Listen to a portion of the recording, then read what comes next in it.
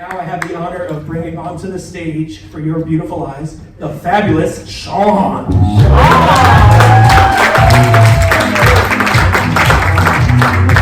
How the hell we doing tonight, Second City? Hi, my name is Shawn, and like it or not, this is what I look like.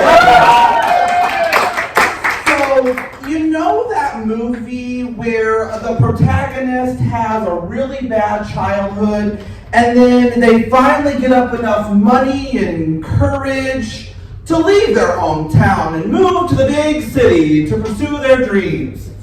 Well, I'm here to tell you that that movie is based on my life. This past summer, I moved here from St. Louis. Yeah! That's a lie. I moved here from a small town about 20 minutes outside of St. Louis. A round of applause. Who here is from a small town? Anyone? You, ma'am. How many were in your small town? 2,200. 2,200. Wow. I have 4,000, so that feels huge compared to 2,200. How many stoplights? A lot. I only had 2. So good for you, I guess. And then what was the major industry in your town? Yeah, bars. Bars? Oh, I'll get to that in a minute. But our big industry was the railroad and the quarry. Very manly. But on top of all of that, my small town has everything you could want or need. Like, we've got a bar and a church on every corner. Three gas stations. A snow cone stand, and even a mall. Well, that's what we call the Dollar General. But that small town that I'm talking about is called Dupo, Illinois. Yeah, nobody's heard of it, except Kimmy's husband, who's somewhere in the audience. This man is from Waterloo, which is 2 towns over from my hometown, and they have a Walmart.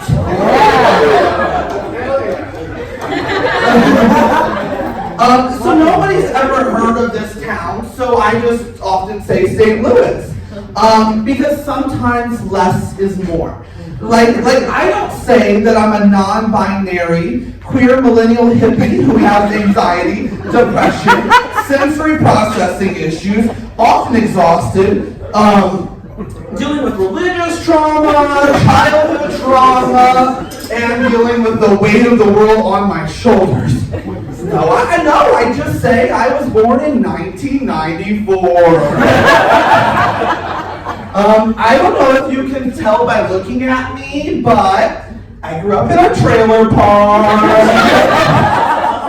And my dad left when I was young.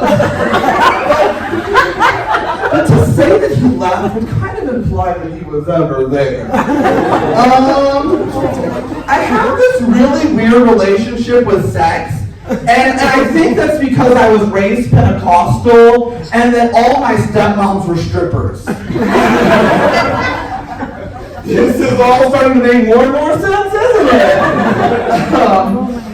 it? So, growing up in a queer town, you might think, well, that's pretty challenging. So, I'm going to be vulnerable for a minute. This one time in high school, I was walking down the hall, and I was rocking my favorite floral skinny jeans. And then this straight, athletic, popular boy, he said, he called me a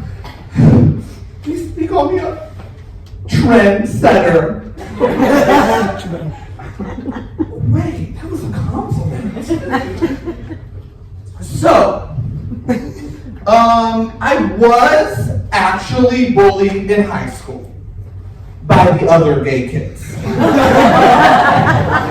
There were 3 of us. And they were more concerned with designer fashion, parties, drinking, drugging, you know, things you do in a small town, things like that. But I, on the other hand, was the fat, weird, artistic theater kid who put shows on in the cafeteria that nobody asked for. So yeah, I think that might be some of the reason. That, and we were all after the affection of this one girl in particular. Let's call her Jasmine, because that was her name. She went through all of us. Like a middle-aged man, she would get bored of us and move on to the next younger and prettier thing.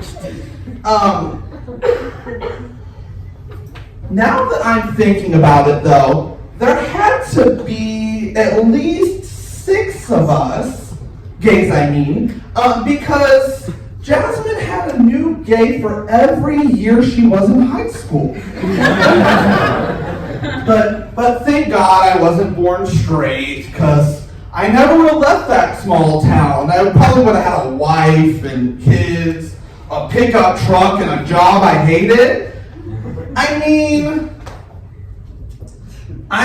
does this gorgeous, genderless creature look like they belong in a town called Dupo, Illinois?